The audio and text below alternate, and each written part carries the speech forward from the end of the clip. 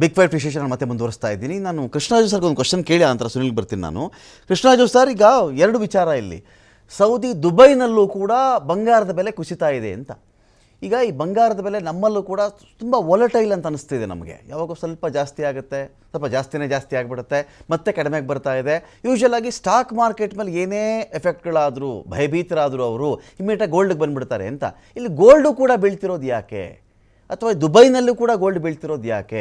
ಇನ್ನೊಂದು ಕಡೆ ಚೆಕ್ ಮಾಡಿಕೊಂಡಾಗ ಭಾರತದಲ್ಲಿ ತುಂಬ ಸ್ಟಾಕ್ ಜಾಸ್ತಿ ಇದ್ದರೆ, ತೈಲ ಸಂಗ್ರಹ ಜಾಸ್ತಿ ಇದ್ದರೆ ರೂಪಾಯಿ ಡಾಲರ್ ಎದುರುಗಡೆ ಕುಸಿಯೋದು ಯಾಕೆ?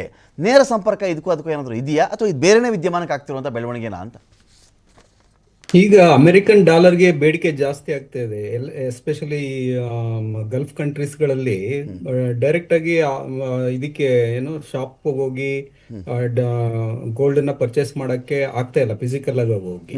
ಹಾಗಾಗಿ ಏನ್ ಮಾಡ್ತಾ ಇದಾರೆ, ಡಾಲರ್ ನ ಸೇಕರಣೆ ಮಾಡ್ತಾ ಇದ್ದಾರೆ. ಡಾಲರ್ ಜೊತೆಗೆ ಅಪ್ರಿಶಿಯೇಟ್ ಆಗ್ತಾ ಇದೆ, ಯಾಕಂದ್ರೆ ಡಿಮ್ಯಾಂಡ್ ಜಾಸ್ತಿ ಆಗ್ತಿದೆ. ಬೇಸಿಕಲಿ ಇನ್ನೇನು ಇಲ್ಲ, ಸಪ್ಲೈ ಇದಷ್ಟೇ ಇದೆ, ಡಿಮ್ಯಾಂಡ್ ಜಾಸ್ತಿ ಆಗ್ತಾ ಇದೆ.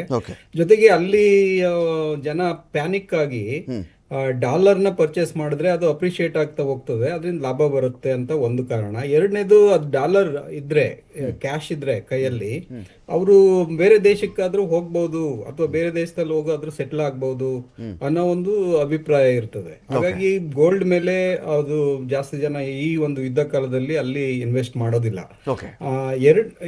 ಎರಡನೇದು ರೀಸನ್ ಏನಪ್ಪಾ ಅಂತಂದ್ರೆ, ಈಗ ನೋಡಿ, ಈಗ ಗೋಲ್ಡ್ ಅಲ್ಲಿ ಸ್ಟಾಕ್ ಜಾಸ್ತಿ ಆಗಿದೆ. ಮೋಸ್ಟ್ಲಿ ಗೋಲ್ಡ್ ಎಕ್ಸ್ಪೋರ್ಟ್ ಮಾಡೋದಕ್ಕೆ ಹೊರಗಡೆ ದೇಶಕ್ಕೆ ಹೋಗ್ಲಿಕ್ಕೆ ಅವಕಾಶಗಳಿಲ್ಲ, ಯಾಕಂದ್ರೆ ಎಕ್ಸ್ಪೋರ್ಟ್ ಇಂಪೋರ್ಟ್ ಸ್ಟಾಪ್ ಆಗಿರೋದ್ರಿಂದ. ಎಲ್ಲ ಲೈನ್ಸ್, ಏರ್ಲೈನ್ಸ್ ಮತ್ತೆ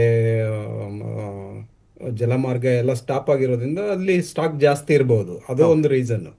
ಬಟ್ ಈ ಸಂದರ್ಭದಲ್ಲಿ ಅವ್ರು ಇನ್ವೆಸ್ಟ್ ಮಾಡ್ಲಿಕ್ಕೆ ಪ್ರಿಫರೆನ್ಸ್ ಮಾಡಿರುವಂತದ್ದು US ಡಾಲರ್ ಮೇಲೆ, ಯಾಕಂದ್ರೆ ಅದು ಅಪ್ರಿಶಿಯೇಟ್ ಆಗುತ್ತೆ ಅನ್ನೋದು.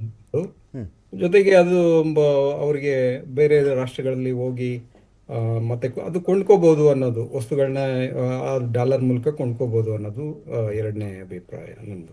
ಫೈನ್. ಸುನಿಲ್ ಅವರೀಗ ಈ ಒಂದು ಯುದ್ಧ ಅಂತ ಬಂದಾಗ ಇದರಲ್ಲಿ ಆಗಲೇ ಗಿರೀಶ್ ಲಿಂಗಣ್ಣ ಸರ್ ಒಂದು ವಿಷಯವನ್ನು ಹೇಳ್ತಾ ಇದ್ದರು. ಇರಾನ್ ಒಂದು ಕಡೆ ಕಡಿಮೆ ಬೆಲೆಯ ತನ್ನ ಯುದ್ಧ ಸಾಮಗ್ರಿಗಳ ಮೂಲಕವಾಗಿ ಅಮೆರಿಕಕ್ಕಾಗಲಿ ಇಸ್ರೇಲ್ಗಾಗಲಿ ಹೆಚ್ಚಿನ ನಷ್ಟವನ್ನು ಉಂಟು ಮಾಡ್ತಾ ಇದೆ. ಇವರೆಲ್ಲ ಒಂದು ಕಡೆ 18 ಲಕ್ಷ 20 ಲಕ್ಷದ್ದು ಇವ್ರದ್ದೇನೋ ಒಂದು ಡ್ರೋನ್ ಹಾರಿಬಿಟ್ರೆ ಅವ್ರು ಅದಕ್ಕೆ ಕೋಟಿಗಟ್ಟಲೆ ಖರ್ಚು ಮಾಡಿ ಅದನ್ನು ನಾವು ಡಿಸ್ಟ್ರಾಯ್ ಮಾಡಬೇಕಾಗುತ್ತೆ ಅಂತ ಹೇಳಿ, ಈ ಥರದ್ದು ಒಂದಕ್ಕೆ ಈ ಕಥೆ ಆಗಿಬಿಟ್ರೆ, 100 ಡ್ರೋನ್ ಆ ಥರ ಹಾರಿಬಿಟ್ಬಿಟ್ರೆ ಅವ್ರದ್ದು ಎಷ್ಟು ಕ್ಷಿಪಣಿಗಳು ಅದನ್ನು ಕೌಂಟ್ರ್ ಮಾಡಬೇಕಾಗತ್ತೆ? ಈ ರೀತಿ ಅಂತ ಬಂದಾಗ ಆರ್ಥಿಕ ನಷ್ಟ ಎನ್ನುವುದು ಇಸ್ರೇಲ್ ಆರ್ ಅಮೆರಿಕಕ್ಕೆ ಒಂದು ವಿಷಯ ಆಗುತ್ತಾ? ಮತ್ತು ಇನ್ನೊಂದು ಪಾಯಿಂಟ್ ಅವ್ರು ತುಂಬ ಚೆನ್ನಾಗಿ ಹೇಳ್ತಾ ಇದ್ರು, ಕ್ಷಿಪಣಿ ಆಯ್ತಪ್ಪ, ದುಡ್ಡಿದೆ ನನ್ನ ಹತ್ರ, ಓವರ್ ದ ನೈಟ್ 1000 ಕ್ಷಿಪಣಿ ಬೇಕು ಕೊಡ್ರಿ ಅಂದರೆ ರಾತ್ರಿ ಅಣಬೆ ಬೀಜದ ಪುಡಿ ಹಾಕ್ಬಿಟ್ಟು ಅಣಬೆ ಬೆಳಗ್ಗೆ ಎದ್ದ ತಕ್ಷಣ ಅಣಬೆ ಬರುತ್ತಲ್ಲ, ಆ ಥರ ಕ್ಷಿಪಣಿಗಳು ಉದ್ಭವ ಆಗ್ಬಿಡಲ್ಲ ಅಲ್ಲಿ. ಅದಕ್ಕೆ ತುಂಬ ದಿನ ಕೆಲಸ ತೊಗೊಳುತ್ತೆ. ಹೆಚ್ಚು ಕಡಿಮೆ ಕೆಲವು ಕಡೆ 1 ತಿಂಗಳು ವರ್ಕ್ ಮಾಡಿದ್ರೆ 2 ಕ್ಷಿಪಣಿ ರೆಡಿ ಮಾಡಬಹುದಂತೆ. ಒಂದು ಇಡೀ ಮಂತ್ ಕೆಲಸ ಮಾಡಿದ್ರೆ 2 ಕ್ಷಿಪಣಿ ರೆಡಿ ಆಗುತ್ತೆ ಅಂತ ಹೇಳಿ. ಸ್ಟೇಟಸ್ ಏನು ಇವಾಗಿರೋದು ಕ್ಷಿಪಣಿಗಳ ಸ್ಟೇಟಸ್ಸು ಅಂತ ಹೇಳಿ? ನಾವು ಇಲ್ಲೇ ಪ್ರಾಬ್ಲಿ ಲಾಸ್ಟ್ ವೀಕ್ ನಾವು ಇದ್ರ ಬಗ್ಗೆ ನಾವು ಡಿಸ್ಕಸ್ ಮಾಡಿದ್ವಿ ಇಲ್ಲಿ. ನಿಮ್ಮ ಹತ್ರ ಸ್ಟಾಕ್ ಪೈಲ್ಸ್ ಇದೆ ಅಂತ ಹೇಳಿದ್ರೆ ನೀವು ಅದನ್ನ ಯೂಸ್ ಮಾಡ್ತೀರಾ, ಬಟ್ ಪ್ರೊಡಕ್ಷನ್ ಅನ್ನೋದು ಇದೆಯಲ್ಲ, it will be very very difficult. ಅದಕ್ಕೋಸ್ಕರನೇ ಯಾರ ಹತ್ರ ಪ್ರೊಡಕ್ಷನ್ ಕೆಪಾಸಿಟಿ ಜಾಸ್ತಿ ಇರುತ್ತಲ್ಲ, he will be the winner in the war. ಈಗ ನೀವು ಹೇಳ್ಬೋದು ಅಮೆರಿಕ ಹತ್ರ ದುಡ್ಡಿದೆ, ಬಟ್ ನೀವು ದುಡ್ಡಿಟ್ಕೊಂಡು ಇವತ್ತು ನಾಳೆ ಒಂದು ಪೇಟ್ರಿಯಟ್ ಸಿಸ್ಟಮ್ ನೀವು ರೆಡಿ ಮಾಡ್ಬೇಕಂತ ಹೇಳಿದ್ರೆ ನಿಮ್ಗೆ ಎಷ್ಟು ಬೇಕೀಗ ಅಷ್ಟು ನೀವು ಮಾಡೋಕ್ಕಾಗಲ್ಲ. ರೀಸನ್ ಇಲ್ಲಿ ಏನಾಗಿದೆ ಗೊತ್ತಾ, ಅಬ್ಸಲ್ಯೂಟ್ ಫೇಲಿಯರ್ ಆಫ್ ಪ್ಲಾನಿಂಗ್. ಅವ್ರು ಅನ್ಕೊಂಡಿರ್ಲಿಲ್ಲ it is going to be this long drawn ಅಂತ. ಅವ್ರು ಅನ್ಕೊಂಡ್ಬಿಟ್ರು ನಾವು ಅಟ್ಯಾಕ್ ಮಾಡಿದ್ರೆ ದೇ ವಿಲ್ ಸರೆಂಡರ್ ಇಮಿಡಿಯೇಟ್ಲಿ, ನಾವು ಚೇಂಜ್ ಮಾಡ್ಬಿಡ್ತೀವಿ ರೆಜಿಮ್ ನ ಆಗತ್ತೆ ಅಂತ. ಬಟ್ ಈ ತರದ ಒಂದು ರಿಟಾಲಿಯೇಷನ್ ಏನ್ ಬರ್ತಾ ಇದೆಯಲ್ಲ ಈಗ, that retaliation is unforeseen absolutely. ಅಂದ್ರೆ ಅವ್ರು ಇಮ್ಯಾಜಿನ್ ಕೂಡ ಮಾಡ್ಕೊಂಡಿರ್ಲಿಲ್ಲ ಈ ರೀತಿ ರಿಟಾಲಿಯೇಷನ್ ಬರುತ್ತೆ ಅಂತ ಹೇಳ್ಬಿಟ್ಟು. ಡ್ರೋನ್ ಸ್ವಾಮ್ಸ್ ಅಂತ ಬರುತ್ತೆ. ಸ್ವಾಮಿಂಗ್ ಅಂತ ಹೇಳಿದ್ರೆ there will be one mother drone, ಅದರ ಜೊತೆ ಮಿಕ್ಕಿದೆಲ್ಲ ನೆಟ್ವರ್ಕ್ ಆಫ್ ಡ್ರೋನ್ಸ್ ಕನೆಕ್ಟೆಡ್. ಇವತ್ತು ಟೆಕ್ನಾಲಜಿ ಬಾತ್ಕೋಳಿಗಳೆಲ್ಲ ಹಿಂದೆ ಹೋಗ್ತಿರುತ್ತಲ್ಲ ಆ ಥರ, ಆ ಸ್ವಾಮ್ ಡ್ರೋನ್ಸ್ ಅಲ್ಲಿ ಟೆಕ್ನಾಲಜಿ ಇವತ್ತು ಎಲ್ಲಿವರೆಗೂ ಹೋಗಿದೆ ಅಂದ್ರೆ, ಒಂದು ಡ್ರೋನ್ ಜೊತೆಯಲ್ಲಿ ನೀವು 2000 ಡ್ರೋನ್ಸ್ ನ ಕಳಿಸ್ಬೋದು, ಅಷ್ಟು ನೆಟ್ವರ್ಕಿಂಗ್ ಇರುತ್ತೆ.